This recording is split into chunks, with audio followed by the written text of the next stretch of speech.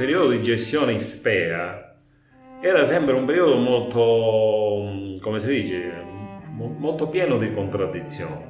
Cioè nel senso che molte volte non si pagavano le persone, c'erano sempre fermi, c'era un po' di caos dal punto di vista produttivo, c'era un'organizzazione.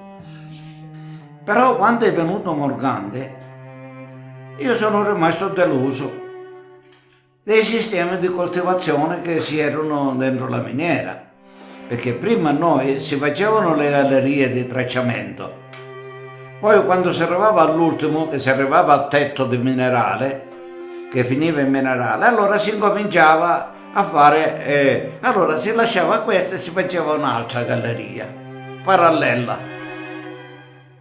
Quando si completavano tutti si incominciava a fare la coltivazione dell'ultima traversa che si faceva.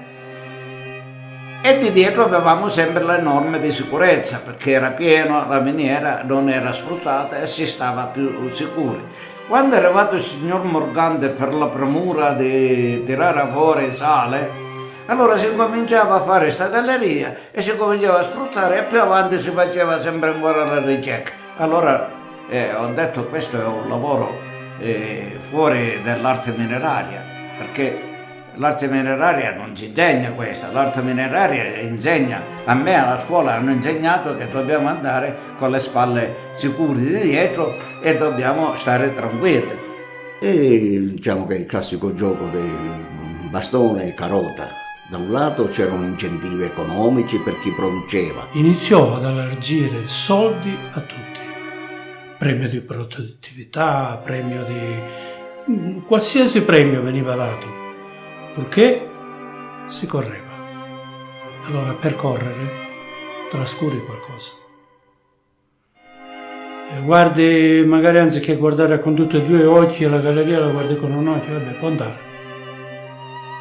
E da lì, nel periodo Morgante, sono successi tanti infortuni. Non prima di Morgante, nel periodo di Morgante. E con l'Italcali non è stato più lo stesso, perché si è subentrata una certa tensione produttiva, attenzione verso la produzione, e una certa rigidità, perché in parte tutte le carenze dell'Ispea sono state addossate ai lavoratori. Cioè non è che l'Ispea si comportava in quel modo perché non faceva ricerca, non faceva investimenti, era diciamo un carrozzone politico sindacale, e l'Ispea la colpa era, perché nel caso davano a collarsi la colpa i politici e i sindacati, invece hanno trovato facile accollare la colpa ai lavoratori. Infatti c'è un'opinione pubblica ancora oggi che se ne viene col detto ma a mangiare sto Pasquasì.